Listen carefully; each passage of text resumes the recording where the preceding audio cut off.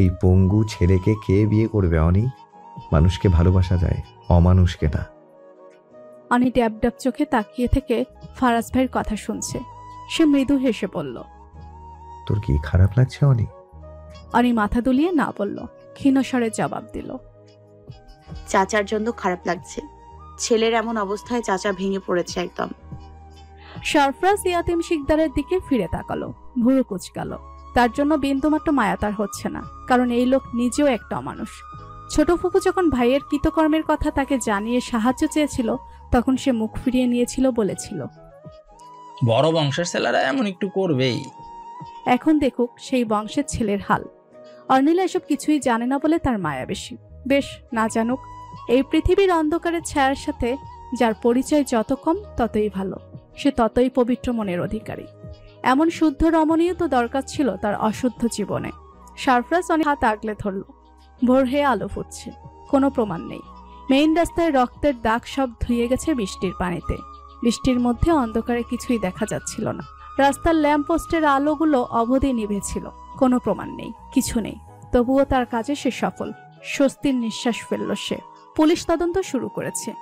ইয়াতিম শিকদার শুধু পারেনি তাদের শাসিয়ে যেতে, যেভাবেই হোক না কেন। তার ছেলের এমন হাল যে করেছে তাদের খুঁজে বের করতেই হবে, যেভাবেই হোক। পুলিশ কমিশনার সালাউদ্দিন সাহেবকে এই অবধি বোধহয় 5 বারের মতো ফোন করে ফেলেছেন। সালাউদ্দিন সাহেব রেগে এখন আর ফোন তুলছেন না। ঘটনাটি খুব মর্মান্তিক। ছেলের এমন অবস্থায় বাবার অস্থির হওয়া স্বাভাবিক, কিন্তু তারাও তো বসে নেই। নিয়াজ শিকদারের জবানবন্দি নেওয়া হয়েছে। ঘটনাস্থলও তারা পরিদর্শন করেছে, লাভ হয়নি তেমন। গতরাতের বৃষ্টির পানিতে সব ধুয়ে মুছে গেছে। হতে পারে খুনির পরিকল্পনীয় ঘটনা, তবে বৃষ্টি আসার ব্যাপারটা কাকতালীয়, নাকি পুরো ঘটনাই কাকতালীয়। মেরে ফেলার ইচ্ছে হলে পুরোপুরি মেরে ফেলতে পারত। আধমরা করে রেখে কোনো লাভ হয়নি। নিশ্চিত কোনো নেশাখোর গাড়ি চালিয়ে আচমকা তুলে দিয়েছে। হ্যাঁ, এটাই হবে হয়তো। কিন্তু ধারণার উপরে সবকিছু ছেড়ে ফেলা যায় না। মিষ্টি জল অনেক ঘোলাটে। নিয়াজ শিকদারের কথাবার্তা আরো স্পষ্ট। কোথায় গিয়েছিল, কোথা থেকে এলো, কিছুই জানা গেল না। সালাউদ্দিন সাহেব ফাইল ঘাটছে। ভিকটিমরা এখানকার নয়। ছেলের বিয়ে ঠিক করতে এখানে এসেছিল। যাক, বিয়ে ঠিক হলেও বিয়ে হবার অবস্থাতে নেই। হাসপাতালে ফোনের মধ্যেই বিয়ে ক্যান্সেল। অ্যাক্সিডেন্ট হতে দেরি, বিয়ে ভাঙতে দেরি নেই। সাব্বাস। বিপদে পড়লে মানুষ চেনা যায়। এখানে চেনা জানার মধ্যে আছে কেবল এক আত্মীয়র বাড়ি, যেখানে তারা থাকার জন্য ছিল, আর এক হচ্ছে ভাইয়ের মেয়ের বাসা, যেখানে তারা দুজন দম্পতি থাকে। ঘটকা লাগার মতো কিছু পাচ্ছে না, অথচ খটকা থাকার মতো অনেক কিছুই আছে। এই যেমন সরফরাজ শেহদাদ পেশায় একজন ডাক্তার, ছেলের চাচাতো বোনের জামাই। তাকে দেখে কেমন সন্দেহ হলো, অথচ প্রমাণ নেই। এত বড় ঘটনায় ভদ্রলোক একদম নিষ্প্রাণ। এখানে খোঁজাখুঁজি করে কোনো লাভ হবে বলে মনে হচ্ছে না। এখানে তেমন কিছু নেই। আশেপাশে সিসি ক্যামেরাও ছিল না। মক্ষম জায়গায় মেরে ফেলার চেষ্টা করা হয়েছে। আবার বলছে খুন। হ্যাঁ, খুনের চেষ্টা। এরও কারণ আছে বইকি। গাড়ি চাপা দিয়ে সোজা চলে যায়নি, আবারও ব্যাক এসেছে। এ কারণে ঘটনাস্থলে তার পা দুটো আলাদা হয়ে গেছে। প্রাণে বেঁচেছে এই ঢের। ঢের বলে কি লাভ? কোনো ভবিষ্যৎ নেই। কে জানে কতদিন এভাবে বসিয়ে খাওয়াবে। 2 দিন পর দেখা যাবে মসজিদের সামনে চেয়ার বসিয়ে ভিক্ষা করাচ্ছে। সন্দেহের তালিকায় আরও আছে নিয়াজের ভাবি। ভদ্রমহিলার নাম মনে পড়ছে না। হাসপাতালে আসার পরপরই কান্নাকাটি শুরু। মরে তো যায়নি, তবুও মরা কান্না।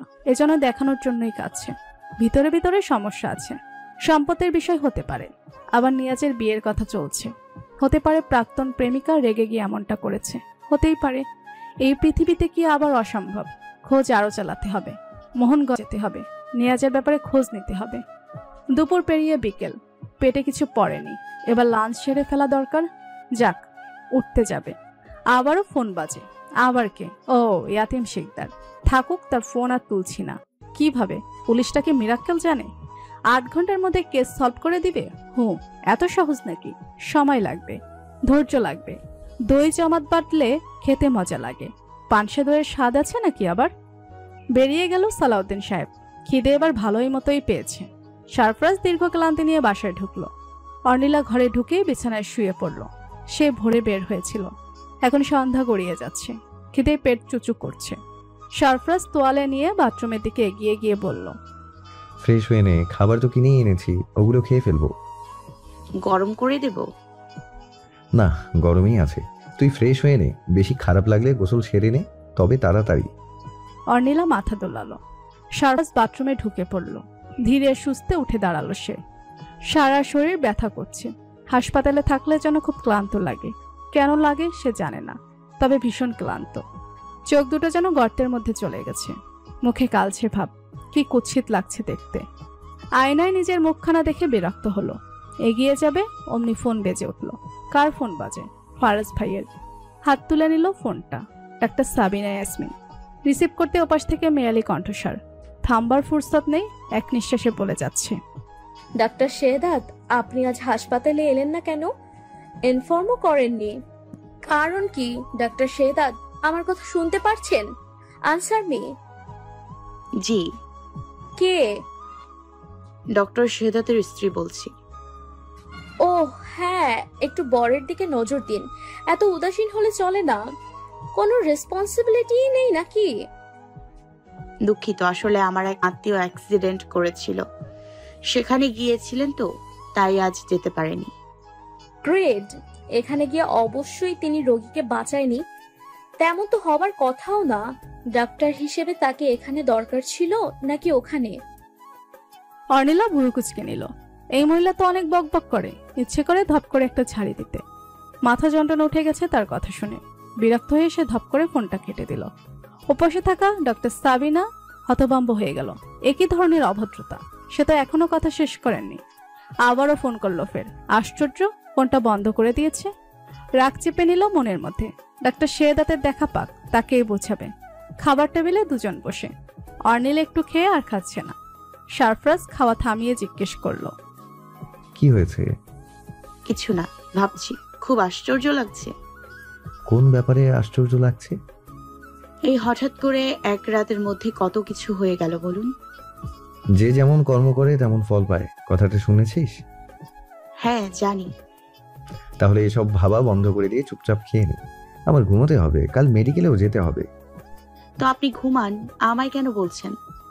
আশ্চর্য, একা একা ঘুমাবো নাকি? ঘুমাতে বুঝি সঙ্গী লাগে? অবশ্যই লাগে। 2 মিনিটের মধ্যে খাওয়া শেষ করে ঘুমোতে আয়। 2 মিনিট মানে 2 মিনিট। না এলে কি করবেন ফারাজ ভাই? ঘরে ঢুকতে দেবেন না বুঝি? তোকে তুলে নিয়ে যাব। হ্যাঁ আসছে, হইছে, যান আপনি এখন। সারফরাজ খাওয়া শেষ করে উঠে রুমে এলো। অর্নিলা দ্রুত খাওয়া শেষ করলো। যা ছিল ফ্রিজে রেখে দিয়ে হাত ধুতে বেসিনের দিকে গেল। হাত দিয়ে পেছন ফিরে তাকাতেই চমকে উঠল। আচমকা সারফরাজ তাকে কোলে তুলে নিল। অর্নিলা দৃষ্টিতে বিস্ময় ঘেরা। সারফরাজ মিটিমিটি হেসে বলল, বলেছিলাম না, না এলে তুলে নিয়ে যাব। অর্নিলা তার গলা জড়িয়ে ধরে হেসে উঠল। এই প্রথমবার ফারাজ ভাই তাকে কোলে তুলে নিয়েছে। বেচারির শরমে প্রায় অস্থির হয়ে উঠল। কুণ্ডলি পাকিয়ে তার বুকের মধ্যে লুকিয়ে গেল। সারফরাজ তাকে নিয়ে ঘরে ঢুকলো। পরদিন মেডিকেল ডাক্তার সাবিনা পেশেন্ট দেখছে। পাশে সারফরাজ দাঁড়িয়ে থেকে খাতায় নোট করছে। Last patient. প্রায় গত 2 ঘন্টা ধরে এই কাজ চলছে। পেশেন্ট দেখে কেবিন থেকে দুজন বেরিয়ে গেল। দুজনেই পাশাপাশি হাঁটছে। ডাক্তার সাবিনা জিজ্ঞেস করলেন, আত্মীয় কেমন আছে যার অ্যাক্সিডেন্ট হয়েছিল? সারফরাজ ভুরু কুচকে তাকালো। ডাক্তার সাবিনা কিভাবে জানলো সে বুঝতে পারছে না। তিনি আবার শুধালেন, কে অ্যাক্সিডেন্ট করেছে?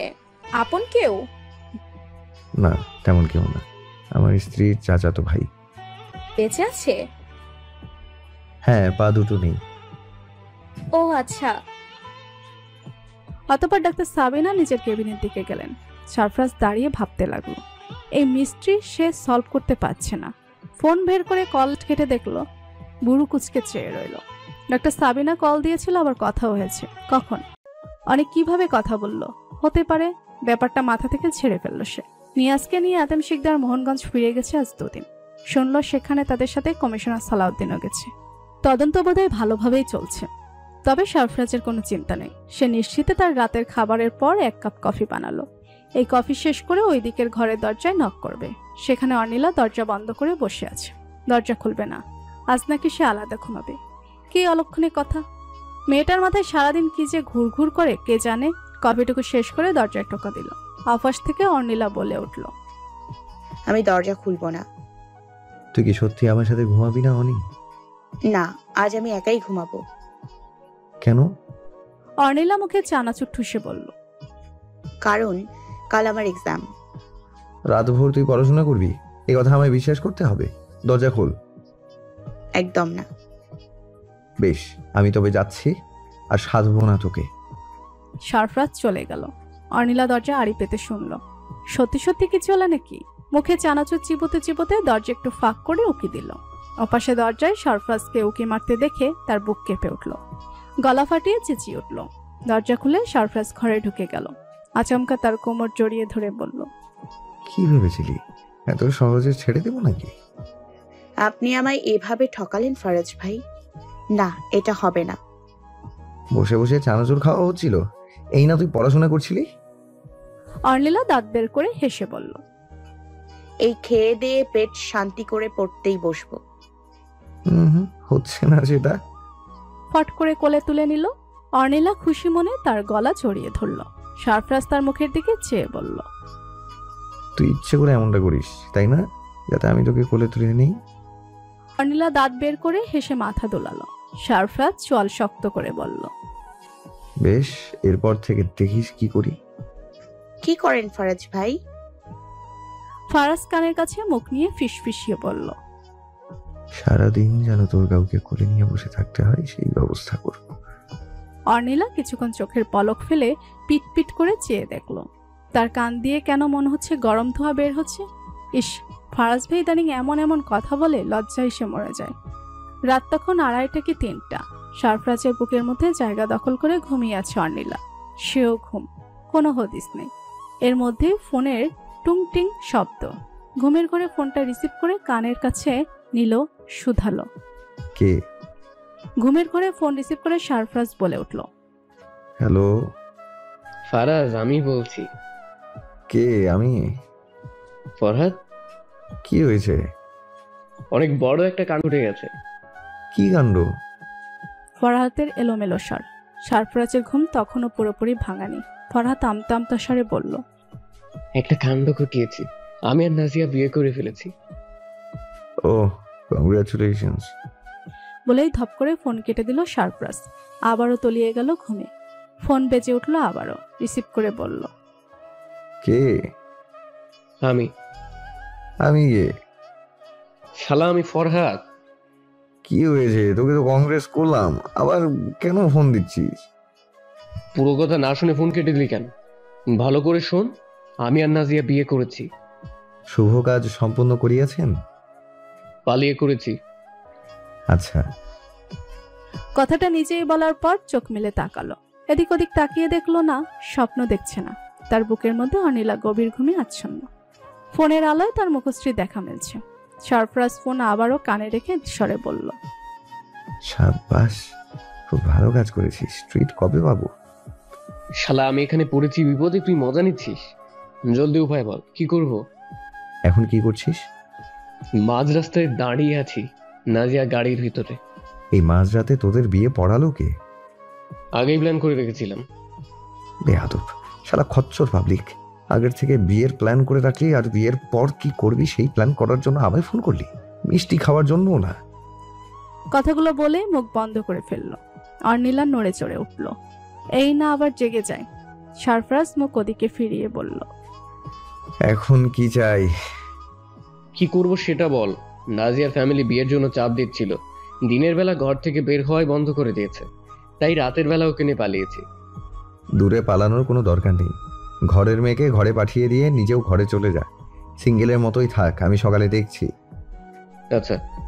আচ্ছা, এত খুশি হবার কিছু নেই, কিন্তু আমায় একটা কথা বল, তোর মতো একটা জোচ্চোর বিয়ে করলি কি করে? হঠাৎ এত ভালোবাসা তোর নাজিয়ার জন্য? আশ্চর্য। ফরহাদ কথা শুনেও জবাব দিল না। ধপ করে ফোন কেটে দিল। শালা আসলেই জোচ্চোর। ফোনের স্ক্রিনে দেখলো 3টা বাজে। ফোনটা সাইলেন্ট মোডে রেখে এদিক ফিরে অর্নিলাকে জড়িয়ে আবারও ঘুমিয়ে পড়ল সে। পরদিন সরফরাজ সমস্ত কথা জানালো আরিফ হাসানকে। ব্যাপারটা এখন সে সামলে নেবে। ফরহাদ আর নাজিয়ার এমন ঘটনা শোনার পরেও আরিফ হাসানের কথাবার্তায় কোনো পরিবর্তন দেখা গেল না। তিনি আগের মতোই গম্ভীর স্বরে কথা বলছেন। সরফরাজ কিছুটা আঁচ করতে পারে শান্ত কণ্ঠে শুধালো, কিছু হয়েছে আব্বা? না, কি হবে? অনিমা কেমন আছে? ভালো আছে। ফোন করে কথা বলে নাও। তোমার শরীর ভালো তো? প্রেশার মাপিয়েছো? দেখি আমাকে দাও, কথা বলবো। তীব্র কণ্ঠে আরিফ হাসান বলে উঠলেন, বললাম তো ভালো আছি। সে নিশ্চুপ, অতঃপর মৃদু কণ্ঠে ফের বলে উঠলেন, অনিমায়ের দিকে একটু নজর রেখো, একা একা কোথাও বের হতে দিও না, বুঝলে? জি আব্বা। তোমার মা বাড়িতে নেই, শিকদার বাড়িতে গিয়েছেন নিয়াজকে দেখতে। ওর করুণ অবস্থা দেখে আমি শিহরিত। রাস্তাঘাটে সাবধানে চলাফেরা করো সারফরাজ, আর অনির দিকেও নজর রেখো। আমি রাখছি। আছো কোথায়? মেডিকেলে। ঠিক আছে, মন দিয়ে কাজ করো। শুনলাম তুমি নাকি ভিসার জন্য অ্যাপ্লাই করছো। ওপাশ থেকে সরফরাজ নিরুত্তর। আরিফ হাসান ফের গম্ভীর মেজাজে ফিরে গেছেন। শান্ত অথচ তীব্র কণ্ঠে বললেন, আমি চাই না তুমি অনিকে একা ফেলে চলে যাও, কিন্তু তোমার দিকটাও তো আমি ভুলতে পারছি না। আমি বাবা সারফরাজ, স্বার্থপর হতে পারি না। তোমার একটা ভালো কেরিয়ার হোক, সেটা আমিও চাই, কিন্তু অনিমাকে কষ্টে থাকবে সেটাও তো দেখতে পারবো না। অনির সাথে কথা বলছো? এখনো না। তবে বলে ফেলো, সবটা জানাও, আবারও ভাবো, ভেবে চিন্তে দেখো কি করবে। আমি রাখছি। আচ্ছা। হ্যাঁ, অনির দিকে নজর রেখো, বিশেষভাবে তাকে বাইরে একা বেরোতে দিও না, বুঝেছো? বুঝেছি। আরিফ হাসান ফোন কেটে টেবিলের উপর রাখলেন। চোখ বন্ধ করে ইজি চেয়ারে হেলান দিয়ে বসে পড়লেন। কিছু ভাবছেন খুব মনোযোগ দিয়ে, কোনো বিপদের আঁচ করতে পারছেন। বিপদ খুব সাংঘাতিক। ভেতরে ভেতরে অস্থির হয়ে উঠেছেন, তবে এখনো ঠান্ডা মাথায় ভাবছেন কি করবেন। অর্নিলা সবে ভার্সিটি থেকে ফিরে ঘরে ঢুকলো। টানা বেশ কয়েকদিন ভার্সিটিতে যাওয়া হয়নি। বাইরে গুড়ি গুড়ি বৃষ্টি হচ্ছে। ভাগ্যিস বৃষ্টির আগেই বাসায় ঢুকে পড়ল। অসময়ে বৃষ্টি মন ভালো করে দেয়। অর্নিলা পরনের জামা ছেড়ে নিল, ফ্রেশ হয়ে এসে দাঁড়ালো বসার ঘরে। তার ঘরটা কেমন একটু উল্টো ধরনের। দক্ষিণ দিক হচ্ছে বসার ঘরের দিকে। বিশাল বড় এক জানালা। বাইরে বৃষ্টির তেজ না থাকলেও হাওয়ার বেগ ভালোই বইছে। দমকা হাওয়ায় হালকা হলদে রঙের পর্দা শূন্যে দোল খাচ্ছে। ঠান্ডা হাওয়ার ছোঁয়া এসে লাগলো অনির গায়ে। কাঁপুনি উঠে গেল তার। একটু ঘোরের মধ্যেই ছিল সে। হঠাৎ দরজায় কড়া নাড়া শব্দ। এখন আবার কে হলো? খানিকক্ষণ আগেই তো ফারাজ ভাইয়ের সাথে কথা বলেছে, তার আসতে নাকি ঢের দেরি হবে। তবে দরজা একটু ফাঁক করে উকি মারল প্রথমে। চেনা মুখখানা দেখে খানিকটা গম্ভীরতা এসে ঠেকলো কপালের আনাচে কানাচে। কমিশনার সালাউদ্দিন সাহেব। আশ্চর্য, তিনি তাদের বাসার ঠিকানা জানলো কি করে? যদিও পুলিশের পক্ষে কিছুই অসম্ভব না। যদি তারা ঠিক করে কাজ করে, তখন সাথে আরেকজনকেও দেখা যাচ্ছে, দুজনেই নর্মাল গেটআপে। অর্নিলা দরজা পুরোপুরিভাবে খুলে লম্বা করে সালাম দিল। আসসালামু আলাইকুম স্যার। কমিশনার সাহেব মৃদু হেসে জবাব দিলেন, ওয়ালাইকুম আসসালাম ম্যাম, ভালো আছেন? আলহামদুলিল্লাহ ভালো। আপনারা হঠাৎ আমার বাসায়? হ্যাঁ, এখান দিয়ে যাচ্ছিলাম, হঠাৎ বৃষ্টি, ভাবলাম আপনার এখানে একটু চাই খেয়ে যাই। অবশ্যই আসুন, ভেতরে আসুন। দুজনেই ঘরে ঢুকছিল। অর্নিলার খোঁচা মারার স্বভাব দীর্ঘকালের। এবারও সেটা হাতছাড়া করল না, বলেই ফেলল, তা আমাদের ওপর বোধহয় গোয়েন্দা লাগিয়েছেন? না মানে বাসা চেনার তো কথা না। সালাউদ্দিন সাহেব হাসতে হাসতে বললেন, ঠিকানা তো ছিল আমার কাছে ম্যাম। অর্নিলা মুচকি হাসল, জবাব দিল না। তার বেশ মনে আছে, বলার সময় ঠিকানায় সে ভুল রাস্তা বলেছিল। উত্তেজনায় বলেছিল, ইচ্ছে করে না। পরিস্থিতিটাই এমন ছিল। তাদের বসার ঘরে বসতে দিয়ে রান্নাঘরে চলে গিয়ে চুলোয় চায়ের পানি বসালো।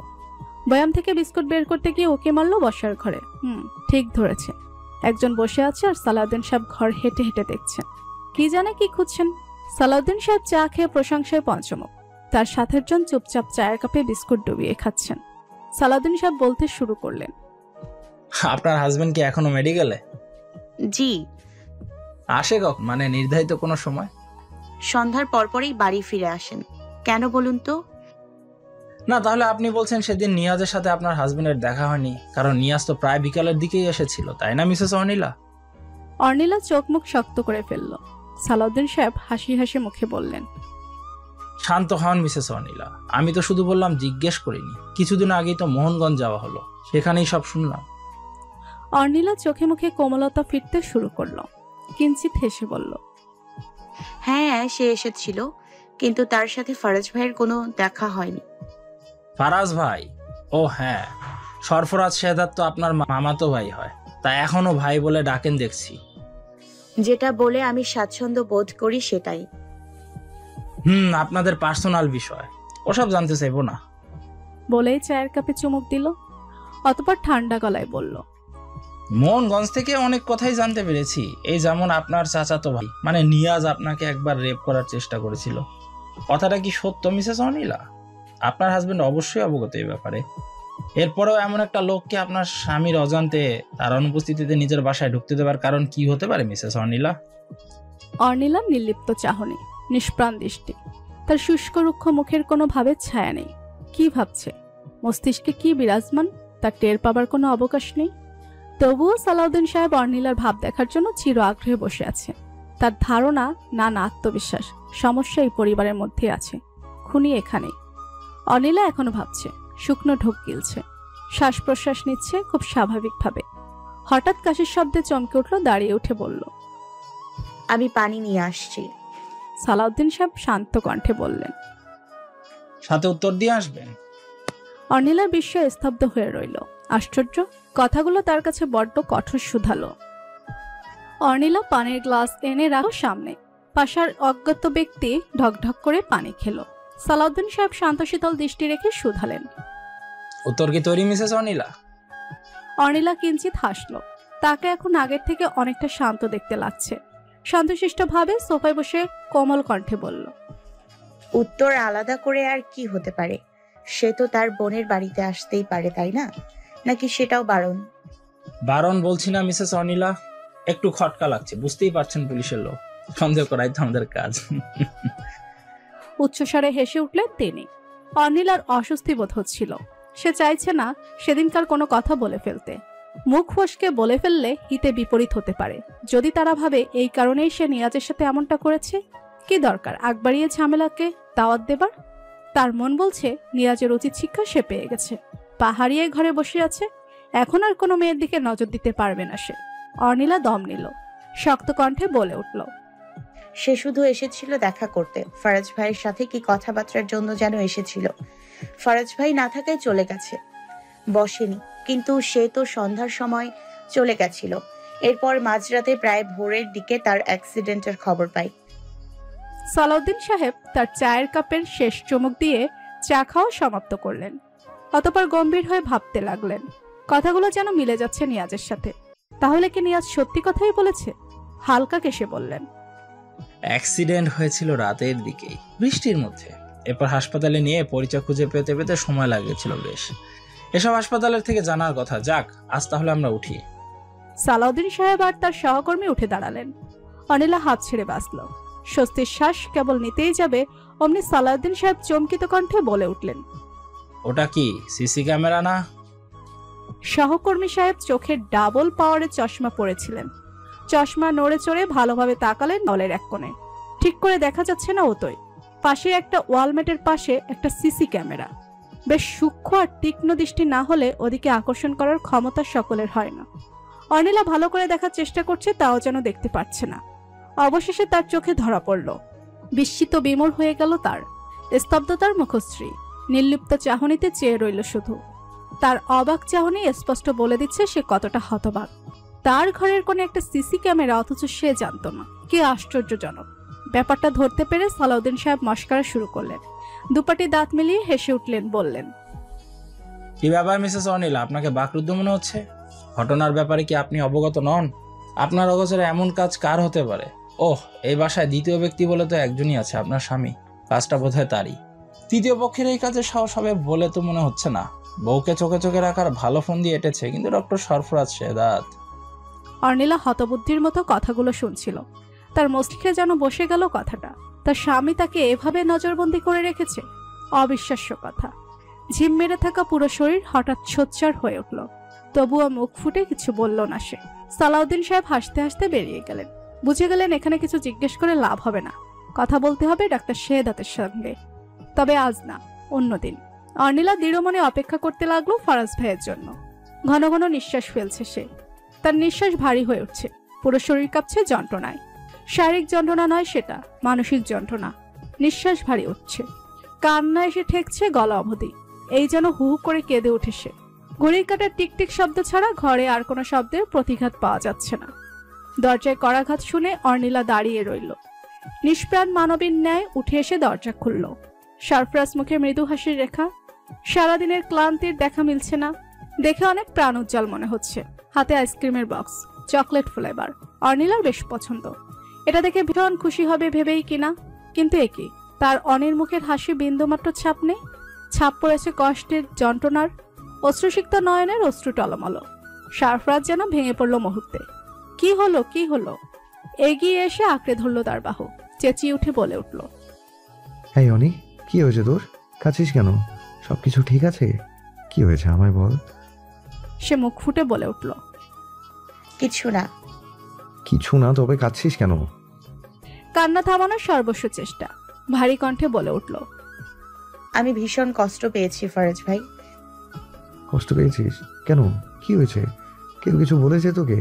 আচ্ছা, মন খারাপ করিস না, দেখ আমি আইসক্রিম এনেছি। বোকা মেয়ে, কিছু বলে এইভাবে কাঁদতে হয়? বলতে বলতে কাঁধের ব্যাগটা চেয়ারে রাখলো। আইসক্রিম বক্স খুলে চামচে করে সামান্য একটু নিয়ে বলল, দেখ, আইসক্রিম খেলে মন ভালো হয়ে যাবে, তোর প্রিয় চকলেট ফ্লেভার। অনেক হাসুড়ে ফেলে দিল আইসক্রিম বক্সটা। দূরে ছুটকে পড়ল সে। মেঝেতে গড়াগড়ি খাচ্ছে সে আইসক্রিম। আকস্মিক ঘটনায় সরফরাজ কিং কর্তব্যবিমূঢ় হয়ে রইল। টপ টপ করে অশ্রু বেয়ে পড়ল গাল বেয়ে। চিবুক ছাড়িয়ে জামার গিয়ে মিশ খাচ্ছে তা। চোখ মুখ খিচে রইল অর্নিলা। দাঁতে দাঁত চেপে উঠল, হ্যাঁ, আমি বোকা। বোকা বলেই আপনি আমার সাথে এমনটা করতে পারলেন। কি করেছি আমি? কি করেছি জিজ্ঞেস করছেন? ওটা কি? আপনি আমার দিকে নজর রাখছেন ফারাজ ভাই। কেন? কি কারণে? আমায় বিশ্বাস করেন না আপনি? বিশ্বাস যদি নাই বা করেন, তবে কেন বললেন ভালোবাসি? ছলনা করলেন আমায় নিয়ে, এভাবে কষ্ট দিলেন। সরফরাজ স্তব্ধ হয়ে রইল। দক্ষিণ দিকের জানালা এখনো খোলা। সেখান থেকে মৃদু বাতাস ছেয়ে গেল ঘরের মধ্যে। পর্দার উলট পালট শব্দ। অর্নিলা চোখে চোখ রেখে তাকিয়ে আছে। সেই চোখে আজ ভালোবাসার দেখা মিলছে না। ভয়ঙ্কর ঘৃণা দেখতে পাচ্ছে সরফরাজ। তার ঠোঁট নড়ছে। ঘটনাটা এমন বিশ্রী রূপ ধারণ করবে সে স্বপ্নে ভাবেনি। ঢোক গিলে শান্ত স্বরে বলে উঠল, অনি, তুই যা ভাবছিস ব্যাপারটা তেমন নয়। এটার কারণ অন্য কিছু। কোন কারণ ফারাজ ভাই?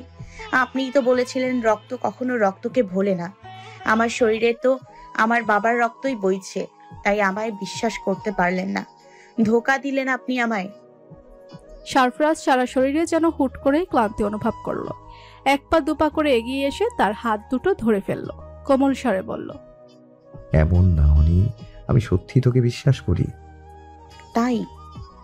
দুহাত দিয়ে চোখের অশ্রু মুছে নিল। শক্ত কণ্ঠে শুধালো, তবে বলুন, কেন লাগিয়েছেন এটা এখানে? কোন কারণে?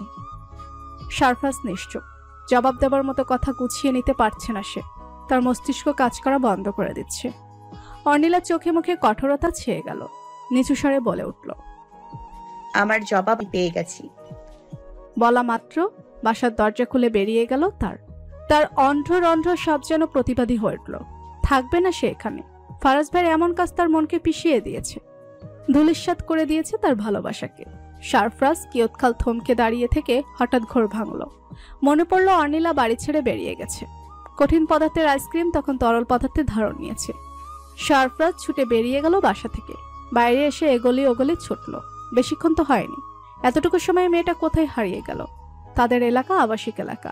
রীতিমতো সন্ধ্যার পর পুরোটা এলাকা জুড়ে নিস্তব্ধ রূপ ধারণ করে। মুহূর্ত সময় নষ্ট না করে সরফরাজ গাড়ি নিয়ে বেরিয়ে পড়ে।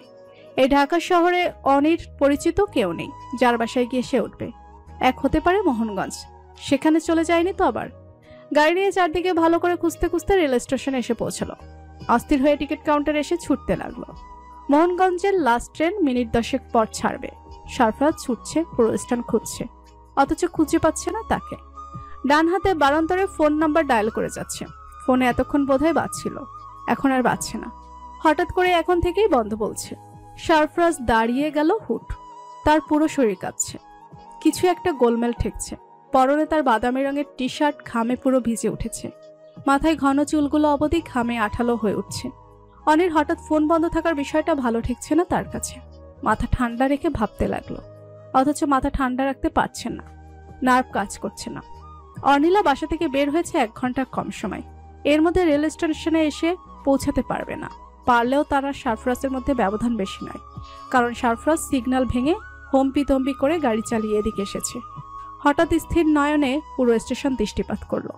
অনে এখানে থাকলে তার আর অনেক সাক্ষাৎ না হওয়ার বিষয়টা কাকতালীয় হতেই পারে না। ট্রেন ছেড়ে দিবে এখন। ধীরে ধীরে ট্রেন আগাচ্ছে। সরফরাজ নিশ্চুপ নয়নে খোঁজ চালাচ্ছে। তার মন বলছে অনিলা এখানে নেই। এখানে কেন? কোথাও নেই। তার আশেপাশে কোথাও অনি নেই। তবে অনি গেল কোথায়? আচমকা ফোনটা বেজে উঠল। সে ফোনের দিকে তাকিয়ে রিসিভ করে কানে দিল। ওপাশ থেকে আরিফ হাসান হম্বিধম্বি করে বলে উঠলেন, সারফরাজ, সারফরাজ, অনি কোথায়? সরফরাজ নিরুত্তর। তার কাছে কোনো জবাব নেই। নিশ্চুপ হয়ে রইল সে। আরিফ হাসান বিরক্তি স্বরে আবারও জিজ্ঞেস করলেন, Sarfaraz, answer me, where is Ann? ও কি তোমার সাথে নেই? সরফরাজ অস্ফুট স্বরে বলে উঠল। না। ওপাশ থেকে দীর্ঘ নিঃশ্বাসের শব্দ। আরিফ হাসান বোধহয় হতভম্ব হয়ে ধপাস করে চেয়ারে বসে পড়লেন। নিঃশ্বাস ফেলতে ফেলতে ধীর স্বরে বলে উঠলেন, তাহলে কি সত্যি সত্যি তারা অনিকে কিডন্যাপ করে ফেলতো? সরফরাজ বিস্ময়ে স্তব্ধ হয়ে গেল। কি বলল বাবা? অনেক কিডন্যাপ হয়ে গেছে? বাবা ভুলভাল কি বলছে? নাকি সত্যি অনেক? সরফরাজ ফোনটা নামিয়ে রাখলো। তার পাশ বেয়ে দ্রুত গতির ট্রেন চলে গেল। ক্লান্ত দেহ নিয়ে বাসায় ফিরে এলো সরফরাজ। একটু একটু করে সিঁড়ি বেয়ে উপরে উঠছে। হঠাৎ তাদের ফ্ল্যাটের সামনে এসে দাঁড়িয়ে গেল সে। সদর দরজা খোলা। এর মানে কি? অনিলা ফিরে এসেছে? হতভম্ব হয়ে দাঁড়িয়ে থেকে হঠাৎ ছুট দিল ঘরের মধ্যে। সোফার মধ্যে অনিলাকে বসে থাকতে দেখে প্রায় বাকরুদ্ধ সে। নিষ্পলক দৃষ্টিতে চেয়ে থাকলো। নিচু স্বরে তার নাম ধরে ডাক দিল। সোফায় পা তুলে বসেছিল অনিলা। সবসময় এভাবেই বসে থাকে সে। নিজের নাম শুনে খানিকটা হকচকিয়ে গেল সে। ফিরে তাকালো এদিকে। সরফরাজ আবারও ছুটে গেল সে। দমকা হাওয়া ঢুকলো তীব্র বেগে। পর্দার উল্টানোর শোষ শব্দ। থমকে গেল ফারাজ। কে কে এখানে? না, কেউ নেই তো। সে চলে গেছে। তাকে ছেড়ে চলে গেছে।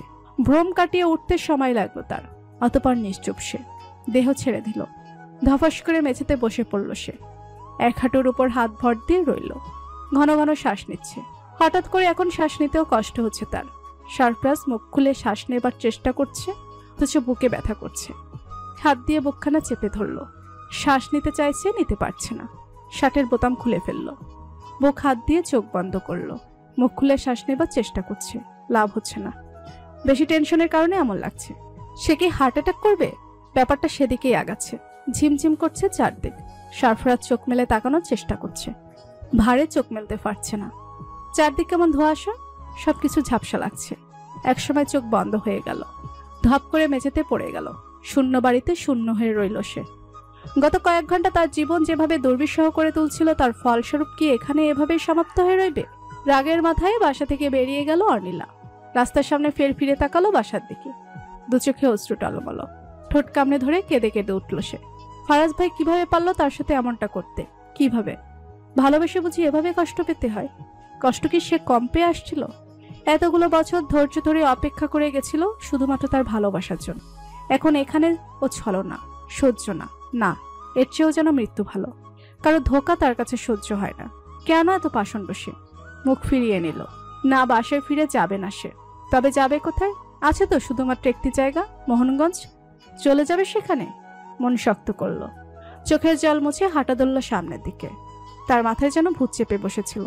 কিন্তু বেশিক্ষণ রইল না এই ভূত। যাকে এত ভালোবাসে তাকে ছেড়ে কিভাবে দূরে চলে যাবে সে? সম্ভব না। তার পক্ষে আদৌ এটা সম্ভব না। ফারাজ ভাইকে একা ছেড়ে সে কোথাও যেতে পারে না। রাস্তার মোড়ে এসে দাঁড়িয়ে ভাবছে ফিরে যাবে, যাওয়াই উচিত। এর মধ্যে অনেকগুলো মিস কল এসে জমা হয়েছে ফোনেতে। নিশ্চুপ হয়ে দাঁড়িয়ে কিছুক্ষণ ভেবে পা বাড়ালো ওদিকে। হঠাৎ থেমে গেল। রাস্তা তো অন্ধকার নয়, মৃদু আলোতে কারো গাড়ি যেন দেখতে পাচ্ছে। কি মনে করে রাস্তা থেকে সরে দাঁড়ালে আড়ালে। ঠিক ধরেছে, ফারাজ ভাইয়ের গাড়ি। কিন্তু যাচ্ছে কোথায়? তাকে খুঁজতে? বেশ, যাক না। সারা শহর আজ তন্ন তন্ন করে খুঁজে আসুক। যখন ফিরে এসে দেখবে সে বাসাতেই আছে, তখন ভালো হবে। এটাই হবে উপযুক্ত শাস্তি। শব্দ করে নিঃশ্বাস ফেলল। মন স্থির করা হয়ে গেছে। বাসাতে এবার ফিরবে সে। পা বাড়ালো সামনের দিকে। সরি গলি বেয়ে হাঁটছে। এই গলির মুখে মেইন রাস্তা। সেখান থেকে 2 মিনিটের পথ বাসায়। রাস্তায় জনমানব নেই। আছে বলতে অর্নিলা, তার পেছন পেছন একটা কুকুরের বাচ্চা। একা হাঁটলে বোধহয় তার ভয় লাগতো, কিন্তু এখন আর লাগছে না। কুকুরের বাচ্চাটা একটু একটু হাঁটছে, আবার তাকে দেখছে, ঘেউ ঘেউ করছে। এমন রাগের মধ্যেও হাসি পাচ্ছে তার। কুকুরকে সে ভয় পায় না। হুট করে এই অনাকাঙ্ক্ষিত সঙ্গ তার ভালো লাগছে। গলির মোড়ে এসে দাঁড়ালো। এদিক থেকে ডানে মোড় নিল। বোধহয় মিনিটের মধ্যে অনেক কিছু ঘটে গেল। একটা সিএনজি এসে দাঁড়ালো তার সামনে। অর্নিলা প্রথমে সেভাবে খেয়াল করেনি। খেয়াল হতে হতে দেরি হয়ে গেছে বেশ। কে একজন তার মুখে রুমাল চাপা দিতে অবচেতন হয়ে গেল সে। আরেকজন এলো। দুজন এসে তুলে ধরে তাকে সিএনজিতে বসালো। সামনের ড্রাইভার ফিসফিসিয়ে বলছে, তাড়াতাড়ি কর শালা, কেউ দেখা ফেলবো, তাড়াতাড়ি। কুকুরের বাচ্চা এবার জোরে জোরে ঘেউ ঘেউ করে উঠল, কিন্তু সে ছোট বলে তেমন পাত্তা পেল না। তাও লাল রঙের শার্ট পরে থাকা লোকটা তাকে লাথি মেরে বলল, চুপ কর কুত্তার বাচ্চা। তবুও চুপ যায়নি। এত তার শক্ত কণ্ঠ, তীব্র বেগে প্রতিবাদ করছে। কিন্তু নিরীহ এই প্রাণীর ভাষা বুঝলো আর কয়জন। সিএনজি এবার দ্রুত গতিতে চলছে। কুকুরের বাচ্চাটা তার পিছন পিছন ছুটছে। কালো রঙের কুকুরের বাচ্চাটা অন্ধকারের মধ্যে নিমেষেই হারিয়ে গেল। অচেনাই সঙ্গীর জন্য তার মনে ভীষণ মায়া। সিএনজির মধ্যে 3 লোকের কথোপকথন। লাল রঙের শার্ট পরা লোকটা অর্নিলাকে ধরে নিয়ে বসে আছে। অন্যজন তার মুখে কস্টেপ দিচ্ছে। দেখে মনে হচ্ছে ভালোই পেশাদার। হাতগুলো বেঁধে নিল খুব জলদি। চলন্ত সিএনজি। সামনের লোকটা বলল, কিরে তাড়াতাড়ি কর। এই সবসময় তাড়াতাড়ি কর, কইবি না একদম। করতাছি দেখতেছস না? সামনের জন্য নিরুত্তর। লাল রঙের পরা লোকটা দাঁত বের করে হাসলো। বিশ্রী হাসির শব্দ। নুরু দেখলি আমাকে ভাগ্যটা, মেঘ না চাইতে জল হাজির। দূর থেকেই কইতাছিলাম এটাই আরিফ হাসানের পোলার বউ, দেখছস? নুরু হেসে কইল, এইবার আরিফ হাসান বুঝবো মজা। হালাই বেশি বিচারগিরি দেখাতে গেছিল না, এখন আমরা দেখবো বিচার। এই মাইয়ার এমন বিচার করবো সারা জীবন মনে রাখবো। শব্দ করে হেসে উঠল নুরু। সামনে কাদের থমকে উঠল। ওই চুপ কর তোরা, মাইয়ার ফোন নিছস? ফোন আইতেছে বারবার, কি করবো? বন্ধ কইরা দে। না না নুরু, বাইরে দিয়া ফোনটা ফালাইয়া দে। এই ফোন দিয়া নইলে পুলিশ আম করে ধরবো। কাদের হঠাৎ করে সিএনজি থামিয়ে দিল। নির্জন জায়গায় সিএনজি থামাতে দেখে নুরু নেমে পড়ল। বাইরে এসেই সিগারেট ধরালো সে। কাদের তার বাটন ফোনটা বের করে নাম্বার ডায়াল করলো। নিঃসন্দেহে ফোনটা গেল আরিফ হাসানের কাছে। বেশিক্ষণ না, শুধুমাত্র 39 সেকেন্ডের কথাবার্তা। এরপরে ফোনকে বন্ধ করে দিল সে। নুরু হাতে সিগারেট তার দিকে বাড়িয়ে দিল। গনি মিয়া বাইরে এসে পরনের প্যান্টটা ঠিক করছে। আজ সেই এই নতুন প্যান্ট আর লাল রঙের শার্ট পরেছে। নতুন নতুন জামা কাপড় পরলেই তার মন খুশি হয়ে যায়। আবারও দাঁত বের করে বিশ্রীভাবে হেসে বলল, কাজ সাইরা আসি। বলেই ভেতরের দিকে গেল। কাদের কপাল কুচকে সিএনজির ভিতরে তাকিয়ে রইল। শুকনা চিকন চাকন মাইয়াটা এই নাকি আরিফ হাসানের পোলার বউ, আবার তার বোনের মাইয়া। সম্পর্ক ভালো, একটা টান তো আছে। নুরু হঠাৎ শুধায়, ওস্তাদ কি করবেন? মাইরা বস্তায় ঢুকায় ফালাই দিমু? ঢাকা শহরে কিন্তু খালের অভাব নাই, সবগুলোই ময়লা, একটাতে ফেললেই হইল।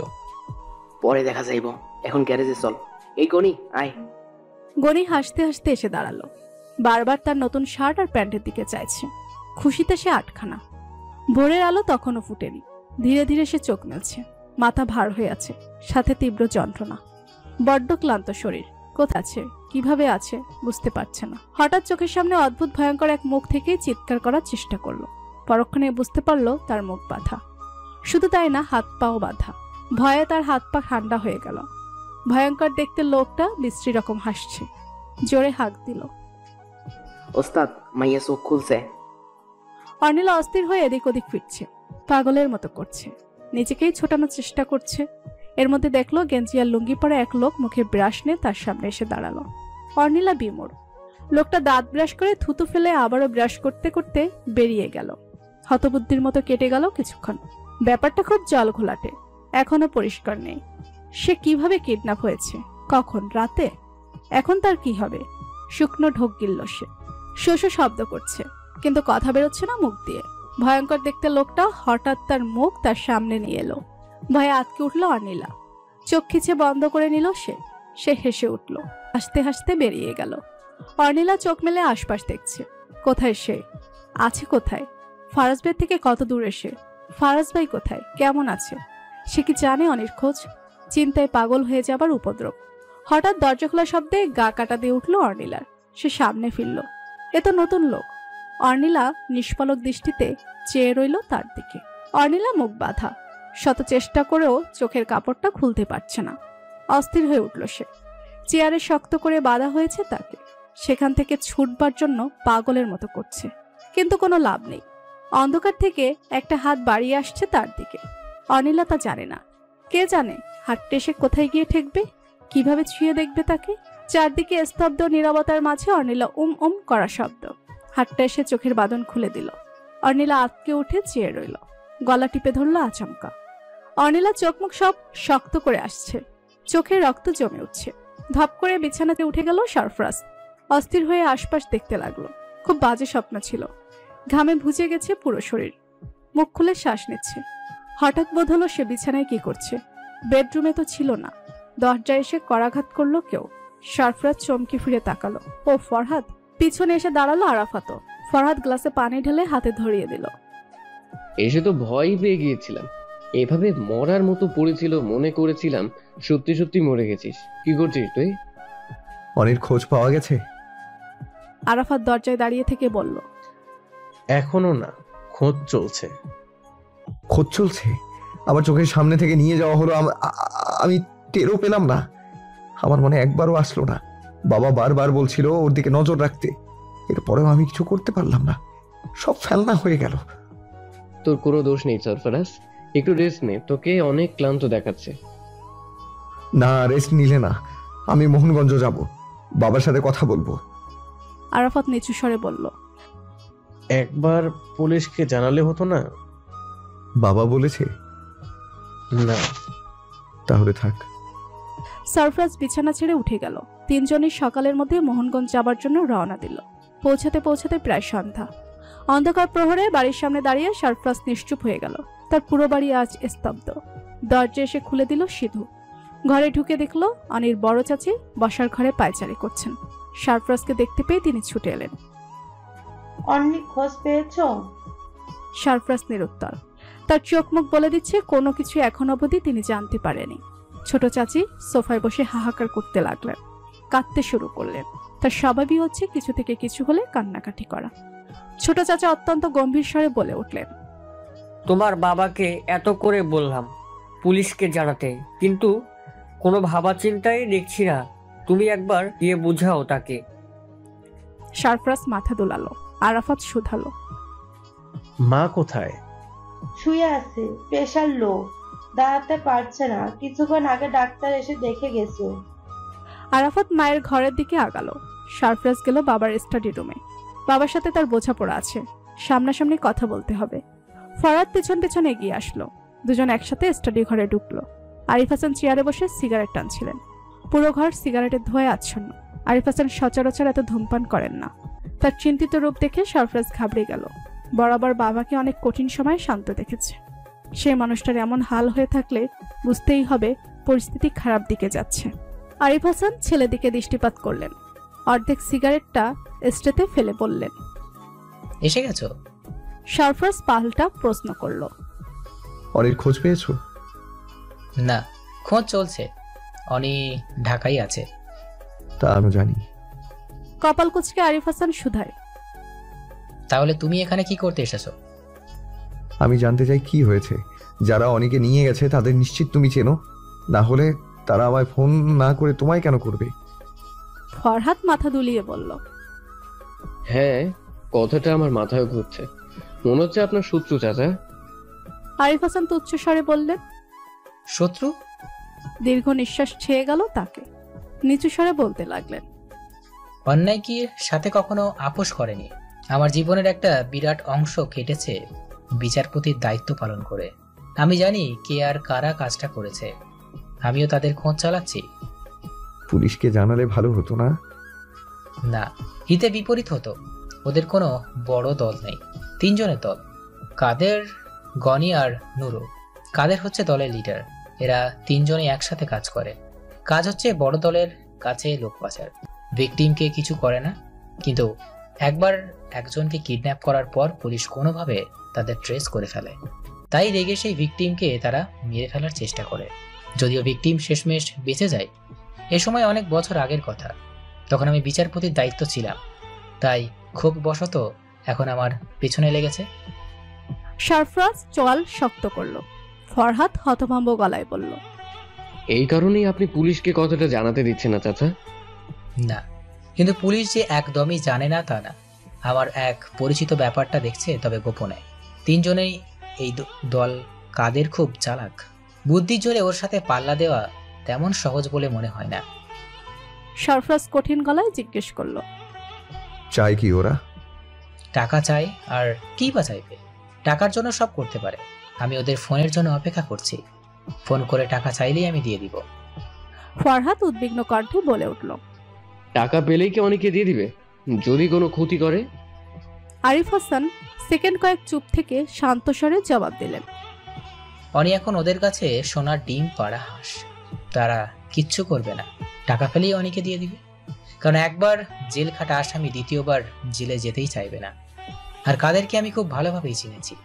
ওর বুদ্ধি বেশ, তবে তার সাথে সুবিধাবাদী। নিজের ক্ষতি হবে এমন কিছু করবে না। ওর একটাই চাওয়া, আমায় হেনস্থা করা। তাহলে আমাদের এখন কি করতে হবে? অপেক্ষা, তবে বেশিক্ষণ না। ওরা ফোন করার সাথে সাথেই আমি তোমাকে জানাবো। আপাতত তুমি এখন ঢাকায় ফিরে যাও। জি চাচা। সরফরাজ নিশ্চুপ হয়ে ঘর ছেড়ে বেরিয়ে গেল। ফরহাদ গেল তার পিছু পিছু। সরফরাজ এসে দাঁড়ালো মায়ের ঘরের কাছে। আরাফাত খাটের পাশে চেয়ার নিয়ে বসে আছে, মা ঘুমাচ্ছে। সরফরাজ আর সেখানে গেল না, বেরিয়ে এলো। তার পাশে পাশে হাঁটছে ফরহাদ, ঘাড়ে হাত রেখে বলল, চিন্তা করিস না, সব ঠিক হয়ে যাবে। নিচু স্বরে কথাটা বলে কিছু একটা ভাবতে লাগলো সরফরাজ। হঠাৎ এর মধ্যে তার ফোনটা বেজে উঠল। ডাক্তার সাবিনার ফোন। এত কিছুর মধ্যে হাসপাতালের কথা এক প্রকার ভুলেই গেছিল সে। ফোন রিসিভ করে নিল। ডাক্তার শেহদাদ। জি বলুন। কি ব্যাপার বলুন তো? কোনো কথাবার্তা ছাড়াই আপনি হুট করে হাসপাতালে আসা বন্ধ করে দিন, কারণ কি? সরি ম্যাম, আমি একটু অসুস্থ, পরশুদিন থেকে হাসপাতালে যাব। ডাক্তার সাবিনা এবার একটু শান্ত হলেন। ডাক্তার শেহদাতের কণ্ঠস্বর শুনেই তাকে অসুস্থ মনে হচ্ছে। অতঃপর মৃদুস্বরে শুধালো, সব ঠিক আছে ডাক্তার শেহদাদ? জি সব ঠিক আছে। হাসপাতালে আজ পুলিশ এসেছে, আপনার সম্পর্কে অনেক কথাই জিজ্ঞেস করলো আমাকে। ওহ বললেন? আপনাকে অনেকটাই শান্ত মনে হচ্ছে। পুলিশের কথা শুনে আপনি একটুও ঘাবড়ে যাননি দেখছি। ঘাবড়ানো তো কিছু নেই, আমি তো কিছু করিনি। তারা তাদের কাজ করছে, আমি আমার। Very good doctor Shehdad, I am impress. যাই হোক, আপনার বউকে বললেন আপনার যত্ন বেশি নিতে, যাতে তাড়াতাড়ি সুস্থ হয়ে ওঠেন। রাখি। সরফরাজ জবাব দিল না, ফোনের স্ক্রিনের দিকে তাকিয়ে রইল। ডাক্তার সাবিনা ফোন কেটে দিল। তাদের চোখে মুখে এবার চিন্তার দাগ ফুটে উঠল। পুলিশ হঠাৎ হাসপাতালে গেল কি কারণে? কি ঘটছে তার চারপাশে? সরফরাজ আর ভাবতে পারছে না। তার মাথা যন্ত্রণা শুরু হয়ে গেল। বুকের ব্যথাটা আবারও জাগান দিচ্ছে। অনেকে ভীষণ মনে হচ্ছে। কে জানে কেমন আছে ও? ফরহাদ তার দিকে আশ্চর্যজনক দৃষ্টিতে তাকিয়ে রইল। শুধালো, পরশুদিন থেকে তুই হসপিটালে যাবি? সিরিয়াসলি ফারাজ? কিরে, তোর কি আবার শরীর খারাপ লাগছে দেখি? আমি ঠিক আছি ফরহাদ, তুই বাসায় ফিরে যা, আমি একাই ঢাকায় ফিরবো। কেন? আমি তো। প্লিজ ফরহাদ, বললাম তো আমি পারবো, আমায় একা থাকতে দে। ফরহাদ দাঁড়িয়ে রইল। সরফরাজ একা একাই ধীর পায়ে এগিয়ে যাচ্ছে। অর্নিলা নিখোঁজ হয়েছে 24 ঘন্টার বেশি সময় পার হয়ে গেছে। এখন অবধি তার কোনো খোঁজ পাওয়া যায়নি। অথচ অর্নিলার মনে হচ্ছে সে এখনো আটকা পড়ে আছে, জনম পেরিয়ে গেছে। একটা খাবারের দানা পড়েনি পেটের মধ্যে। পানের তৃষ্ণায় না সে মারা যায়। চোখ বুজে যাচ্ছে, মেলে রাখা কষ্টসাধ্য। এতক্ষণ তাও যা ছোটাছুটি করছিল সেই শক্তি এখন ফুরিয়ে গেছে। কোনো মতে যেন দম খুলে নিঃশ্বাস নিচ্ছে সে। মাথার উপর লাল রঙের একটা বাতি জ্বলছে। এখন রাত না দিন সেটার খবরও তার কাছে নেই। হঠাৎ দরজা খোলার শব্দে সামনে চেয়ে ফিরল। ঝাপসা ঝাপসা চোখে দেখলো একজন ভিতরে আসছে। আবারও দরজা বন্ধের শব্দ। কিছু একটা ছুঁড়ে মারল মেঝেতে। অর্নিলা ঠিক করে চেয়ে দেখার চেষ্টা করলো। ভাত শুকনো ঢোক গিলল সে। খাবার দেখে পাল হবার উপদ্রব। পাগলের মতো একবার এদিক চাইছে, একবার ওদিক। লোকটা তার চারিদিকে ঘুরে বাঁধন খুলে দিল। কর্কশ গলায় বলে উঠল, ভাত দিছি, খাইয়ালো। অর্নিলা কাঁপতে লাগলো ভয়েতে। সংকোচে মেঝেতে এসে বসলো। চঞ্চল দৃষ্টি দুটো এদিক ওদিক তার বারবার ছোটাছুটি করছে। সে হামলে পড়লো ভাতের উপর। গপ গপ করে ভাত খেতে লাগলো। খেতে গিয়ে গলায় আটকে গেল। লোকটা পানির গ্লাস রাখতেই অর্নিলা কেড়ে নিল। দৃষ্টি শব্দে হাসতে লাগলো। হাসিতে পুরো ঘর কেঁপে উঠেছে। কিন্তু এই ভাত পেটে গিয়ে আর সইল না। 3 দিনের পচা ভাত থেকে অর্নিলা হামলে পড়েছিল, খেয়াল করেনি। যখন দেখলো আর তর্স হয় না, গড়গড়িয়ে বমি করতে লাগলো। ওই লোকটা যেন হাসতে হাসতে পেট ফেটে উপক্রম। একজন ভাত খেতে না পেয়ে বমি করে মরছে, এতে তার কিছু যায় আসে না। চোখের জল গড়িয়ে পড়ছে চিবুক বেয়ে। আজ অবধি কখনো ভাতের জন্য কষ্ট করেনি সে। এই কষ্টের ভয়াবহতা তার জানা নেই। রেগে গিয়ে লোকটার কলার চেপে ধরল অর্নিলা। দুজনের মধ্যে হাতাহাতি শুরু, কিন্তু দুর্বল শরীরে আর কত দূর। চিৎকার চেঁচামেচিতে আরেক লোক এসে হাজির হলো। দুহাতে টেনে ধরে অর্নিলাকে সরিয়ে আনলো। অর্নিলাও দমে নেই, ইচ্ছে মতো খামচি দিল লোকটার মুখ জুড়ে। হিংস্র পশুর মতো হয়ে উঠল লোকটা। রেগে এগিয়ে আসলো অর্নিলার দিকে। সজোরে এক চোর পড়তেই অর্নিলা মাটিতে লুটিয়ে পড়ল। লাথি মারতে যাচ্ছিল, অমনি ঘরের মধ্যে ওস্তাদের প্রবেশ। কিরে, তোরা কি করস? ওস্তাদ দেখেন না মাই অনেক জ্বালাইতেছে। দেখেন ওস্তাদ, আমার মুখে খামসি মায়েরা হারামজাদি কি করছে? ওরে তো ওই থাম। কনকে ওস্তাদ, আমি এখনো কই ওরে মাইরা বস্তায় ভইরা খালে ফালাইয়া দিয়া আহি। কইছি না চুপ করতে? ওরে আবারও বাইন্দা রাখ, খাওয়া দাওয়া সব বন্ধ, পানিও দিবি না ওরে, বুঝছস? দেখি শালির দেমাগ কতক্ষণ থায়। কিরে, কি কইলাম? শাসিয়ে উঠে কাদের। গনিয়ার নুরু ধরে উঠিয়ে অর্নিলাকে আবারও চেয়ারে বেঁধে। রাগে কাঁপছে অর্নিলা, উফিয়ে কেঁদে উঠল সে। ফারাজ ভাইয়ের মুখটা বারবার ভেসে উঠছে তার সামনে। কোথায় তিনি? সরফরাজ শহরে এসে পৌঁছালো সকাল 7টার দিকে। 8টার দিকে সে তার এলাকায় হাজির। হাঁটতে হাঁটতে পুরো এলাকা ঘুরে দেখছে, অঙ্ক কষার চেষ্টা করছে। এই সময় 2-1 মুরব্বীর সাথে দেখা হলো, কথাবার্তা হলো খানিকটা। সরফরাজের জীবনের সবচেয়ে বড় অ্যাডভান্টেজ ছিল তাকে দেখতে অনেকটা ইনোসেন্ট মনে হতো। এর সুযোগ সে কয়েকবার নিয়েছে। সবাই তাকে ভালো ছেলে ভাবার সুবাদে খাতির জমাতে সময় নেয়নি, কিন্তু এসব সে এভাবেই করছে না। কারণ আছে, তাকে খোঁজ নিতে হবে। যেভাবেই হোক অনির খোঁজ নিতে হবে, যতটুকু পাওয়া সম্ভব এতে। এলাকার মোড়ে একটা চায়ের দোকানের দেখা মিলল। তাদের এলাকায় চায়ের দোকানের কমতি। সেখানে বসে পরপর 2 কাপ গরম গরম চা খেলো। টানা 2 দিন পর তার পেটে কিছু তো পড়ল। খেয়াল হলো সবে এই প্রথম বাড়ি গিয়ে না খেয়ে ফেরত এসেছে। মায়ের কথা দারুণ মনে পড়ছে। আরাফাতকে কল করে মায়ের কথা জেনে নিল। এখন খানিকটা সুস্থ আছে, বাবার সাথে আছে। মায়ের খবর জানার পরপরই ফারাজ ফোন কেটে দিল। সবাই তাকে সান্ত্বনা দেবার চেষ্টা করছে। এই সান্ত্বনা তার চায় না। চাওয়ালা মামার সাথে খানিকক্ষণ কথা হলো, তবে লাভ হলো না কোনো। তিনি নাকি কাউকেই দেখেনি। আশ্চর্য, অত গভীর রাতও ছিল না। এমন সন্ধ্যাবেলা একটা মেয়েকে কেউ তুলে নিয়ে চলে গেল, অথচ কারো চোখেই পড়ল না।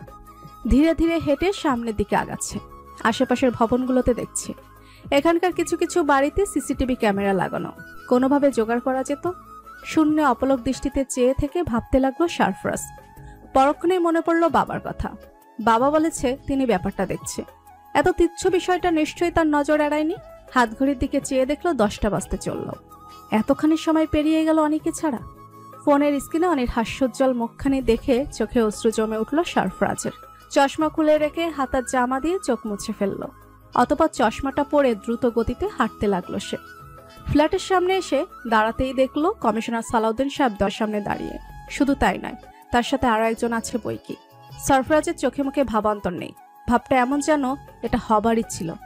সালাউদ্দিন সাহেব দাঁত কেলিয়ে হেসে বললেন, আরে ফারাজ সাহেব যে, আপনার জন্যই তো অপেক্ষা করছিলাম। আসুন, এই তো বেরিয়ে যেতাম। নিরুত্তর ফারাজ এসে ঘরের দরজা খুলল। সালাউদ্দিন সাহেব বলতে লাগলেন, দরজায় তালা দেওয়া দেখে ভাবলাম বোধহয় বউকে নিয়ে ঘুরতে গেছেন। তা আপনি একা নাকি? মিসেস অনিলা কোথায়? সরফরাজ দরজা ধরে দাঁড়িয়ে শান্ত স্বরে বলে উঠল, ভেতরে আসবেন? নিশ্চয়ই। দুজনেই ঘরে ঢুকলেন। চারদিক পরখ করলেন পুলিশি চোখে। হা, পুলিশের চোখে ফাঁকি দাও এত সহজ না। সরফরাজ নিশ্চুপ হয়ে এসে বসলো সোফাতে। তারা দুজনেও এসে বসলো। মিসেস অনিলার কথা কিন্তু এখন বললেন না। আপনার মুখটা এমন করে কেন রেখেছেন? মনে হচ্ছে বউ ঝগড়া করে চলে গেছে। সেটা হলেও আপনি অবাক হবেন বলে মনে হচ্ছে না। কি বলছেন মিস্টার ফারাজ সাহেব? সরফরাজ চোখে চশমা খুলে সামনের টেবিলে রাখলো। শান্ত দৃষ্টিতে ফিরে তাকালো, অথচ তার চোখ দেখে মনে হচ্ছে রক্ত ঝরে পড়ছে। শান্ত কণ্ঠে বলে উঠল, সালাউদ্দিন সাহেব, আমার বউ আমার সাথে ঝগড়া করে বাসা থেকে বের হয়ে গেছে। ঝগড়ার সূত্রপাত আপনি জানেন, কিংবা বলা যায় সূত্রপাত আপনি করিয়েছেন। এখন আপনি বলুন কি জানতে এসেছেন। সালাউদ্দিন সাহেব অবাক হলেন না। তার মুখের হাসি এখনো নির্মিষ হয়নি, অথচ পাশের লোকের মুখ কালো হয়ে গেছে ইতিমধ্যে। এভাবে পুলিশের সাথে কথা বলছে, মনে হচ্ছে তাকে যেন নীরবে শাসিয়ে দিচ্ছে। সালাউদ্দিন সাহেব মৃদুস্বরে বললেন, খুব বেশি না, শুধু 2টো মাত্র কথা জানতে এসেছি। বলুন। যেদিন নিয়াজের অ্যাক্সিডেন্ট হয়েছিল সেদিন নিয়াজ আপনাদের বাসায় এসেছিল। আপনি তা জানতেন? না, আপনার মুখেই শুনলাম। তবুও অবাক হলেন না? অবাক হবার প্রশ্ন আসছে না, সে আমার আত্মীয়, আসতেই পারে। তারপরে তবে একবার নিয়াজকে তার বাড়িতে আপনি শাসিয়ে এসেছিলেন, শুনলাম মেরে ফেলার হুমকি দিয়েছিলেন। দিয়েছিলাম, তবে মেরে তো আর ফেলেনি। পাশে থাকা লোকটা হকচকিয়ে গেল। সালাউদ্দিন সাহেবের ঠোঁটে বাঁকা হাসি। সারফরাজ উঠে দাঁড়িয়ে বলল, আপনার প্রশ্ন শেষ হয়েছে, আপনি এবার আসতে পারেন। সালাউদ্দিন সাহেব হেসে উঠে দাঁড়ালেন, বললেন, বুঝলেন ফারাজ সাহেব, আপনিও জানেন আমিও জানি, কিন্তু কোনো প্রমাণ নেই, তাই আপনাকে ধরতে পারছি না। লুকোচুরি খেলাটা ভালোই জমছে। বেশ, তো প্রমাণ খুঁজতে থাকুন, এবার আসুন। লাস্ট প্রশ্ন, অনিলা ম্যাম কবে আসবেন? ব্যক্তিগত প্রশ্নের উত্তর দিতে আমি বাধ্য নই, তবুও বলছি, তার রাগ কমে গেলে সে নিশ্চিত ফিরে আসবে। ঝর্ণার নিচে দাঁড়িয়ে এক নাগারে ভিজে যাচ্ছে সারফরাজ। মাথা ঠান্ডা করার চেষ্টা করছে, মনোযোগ দিয়ে ভাবছে। সেদিনকার কোনো কথা বাদ পড়ছে না তো? কিছু হয়তো সে গুলিয়ে ফেলেছিল, কি হতে পারে? অনেক কোথা থেকে হারিয়ে গেল, এখান থেকেই নাকি দূরে কোথাও? চিন্তা করতে লাগলো। প্রথম প্রথম অনির ফোন অন ছিল, সে কল করছিল, ফোন যাচ্ছিল। হঠাৎ করে ফোনটা বন্ধ হয়ে গেল। তাহলে কি তখনই? রেগে গিয়ে দেয়ালে সজোরে ঘুষি মারল ফারাজ, কিন্তু কোনো লাভ নেই এসবের। তবুও যেন রাগ কমছে না। হঠাৎ মনে হলো কলিং বেল বাজছে, এখন আবার কে এলো? দরজা খুলে দাঁড়িয়ে খানিকটা হতভম্ব হয়ে গেল সে। ডাক্তার সাবিনা। বুড়ুকুসকে তাকালো। ডাক্তার সাবিনা একগাল হেসে বললেন, কি মিস্টার হ্যান্ডসাম, কেমন আছেন? আপনি? ভাবলাম আপনি অসুস্থ, একটু দেখে যাই। এর মধ্যে শুনলাম আপনার বউ নাকি ঝগড়া করে বাপের বাড়ি চলে গেছে। একটা হেল্পিং হ্যান্ড তো দরকার, তাই চলে এলাম। কি দাঁড় করিয়ে রাখবেন নাকি ঘরের সামনে? সারফরাজ শব্দ করে নিঃশ্বাস ফেলল, দরজা সরে দাঁড়ালো। দেয়ালগুলির দিকে তাকিয়ে দেখলো রাত 8টা বাজে। এত রাতে এই মহিলা তার বাড়িতে? কি চাই সে আসলে? স্থির দৃষ্টিতে পরখ করতে লাগলো সে। ডাক্তার সাবিনা ইয়াসমিন ভেতরে প্রবেশ করলেন। বেশভূষায় সবসময়ের মতোই। আজ তার পরনে বেগুনি রঙের শাড়ি, পরিপাটির সাজ। সারফরাজ মৃদুস্বরের সুধায়, হাসপাতাল থেকে এলেন? হ্যাঁ, সেখান দিয়েই। সারফরাজ মুখ ঘুরিয়ে ফেলল। ঢাহা মিথ্যা কথা, সেই মাত্র বাসা থেকে এসেছে তৈরি হয়ে। ব্যাপারটা ধরতে সময় লাগলো না। ডাইনিং টেবিল থেকে গ্লাসে পানি ঢেলে সামনে এসে রাখলো সে। ডাক্তার সাবিনা পানির গ্লাস তুলে নিয়ে আর চোখে ফিরলেন, বললেন, শাওয়ার নিচ্ছিলেন নাকি? সারফরাজের বোধ হলো সদ্য গোসল করে সে এসেছে, তার চুলগুলো এখনো ভিজে। সরাসরি ফিরে তাকালো ডাক্তার সাবিনার চোখের দিকে। তাকেই তো দেখছে, বলিষ্ঠ দেহ, সুদর্শন পুরুষ তার সামনে দাঁড়িয়ে। পরনে অগোছালো একটা টি শার্ট, ইস্ত্রি করা হয়নি, সাথে কি বিচ্ছিরি রঙের একটা ট্রাউজার পরা। তবুও তাকে যেন বিশ্বের সবচেয়ে সৌন্দর্য পুরুষ বলেই মনে হচ্ছে। হালকা কেসে উঠলেন ডাক্তার সাবিনা। তা আপনার বউ কি এমনই নাকি? না মানে অসুস্থ বর ফেলে চলে গেল যে? এগুলো আমার পার্সোনাল বিষয় ম্যাম। হ্যাঁ হ্যাঁ শিওর, আমি আপনাকে অস্বস্তিতে ফেলবো না। তা ডিনার না করে থাকলে চলুন একসাথে কোথাও। দরকার নেই, আমি এখানেই ঠিক আছি। আচ্ছা, তা আমার ডিনারের জন্য সাধবেন না? নির্মল নয়নে সারফরাজকে দেখে যাচ্ছে। এখানে তার আসার কারণ তার কাছে পরিষ্কার। সারফরাজ ফোন হাতে তুলে নিয়ে বলল, বসুন, আমি খাবার অর্ডার করছি। সাবিনা আচমকা দাঁড়িয়ে গেলেন, বললেন, না না, আপনি দেখছি সিরিয়াসলি নিয়ে নিলেন। তাহলে আপনি ডিনার করতে আসেননি? না, আমি তো আপনাকে দেখতে এসেছিলাম। দেখা হয়েছে? আচমকা হেসে উঠলেন, পা বাড়িয়ে বললেন, মনে হচ্ছে আমায় তাড়াতে চাইছেন।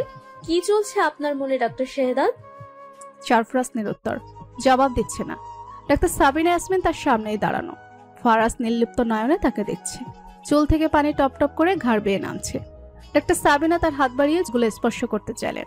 সারফরাজ তার হাতটা আচমকা ধরে বলল, থামুন ম্যাম। শিউরে উঠলেন ডাক্তার সাবিনা। আচমকা সারফরাজের স্পর্শ পেয়ে হতভম্ব তিনি। হতবুদ্ধির মতো চেয়ে রইলেন। সারফরাজ হাতটা সরিয়ে বললেন, আপনি যা চাইছেন তা কখনো সম্ভব না। সম্ভব না হলে আমার হাত ছুঁয়ে দেখলেন কোন বাহানায়? আপনাকে ছোঁয়ার জন্য আমার বাহানার প্রয়োজন নেই। আমি বরাবরই স্পষ্টবাদী, আপনি জানেন। ডাক্তার সাবিনা চোয়াল শক্ত করলেন। রাগে তার মাথা ভন ভন করছে। চোখ দুটো ছোট ছোট করে চেয়ে রইলেন, অথচ সারফরাজের চোখে মুখে কোনো ভাবান্তর নেই। আচমকা তিনি হেসে উঠলেন, শুধালেন, আমার রিজেক্ট করছো? অবশ্যই, আমার জীবনে অনি ছাড়া আর কেউ নেই। আপনি আসতে পারেন। তাড়িয়ে দিচ্ছেন? সারফরাজ আবারও নিরুত্তর। ডাক্তার সাবিনা মাথা দুলিয়ে বললেন, ঠিক আছে, কিন্তু আপনি কিভাবে জানলেন আমি কি চাই ডাক্তার শেহদাদ? এতই যখন বউয়ের প্রতি টান, তবে অন্য নারীর প্রতি আকর্ষণের কারণ কি? আমি মোটেও আপনার প্রতি আকর্ষিত নই ম্যাম, ভুলটা আপনার। আপনাকে বাইরে পাঠানোর জন্য আমি এত কেন আগ্রহ দেখাচ্ছি তা আমি জানি। কিছু মাস পর আপনিও বাইরে চলে যাচ্ছেন, এর বাইরে অনেক খবরই আমার জানা। হ্যাঁ, এটা আমার জন্য অ্যাডভান্টেজ হতেই পারে। আমার জন্য আপনি যা করেছেন, যা করছেন, তার জন্য আমি কৃতজ্ঞ। তবে আমার ভালোবাসা শুধু একজনের জন্য, এর ভাগ আমি কাউকেই দিব না। আমি তো আপনার হৃদয়ের ভাগ চাইতে আসিনি ডাক্তার শেহদাদ। আমি তাকে ঠকাতে পারবো না ডাক্তার সাবিনা। ডাক্তার সাবিনা হকচকিয়ে উঠলেন। এই প্রথম মনে হলো সে তার নাম ধরে ডাকলো।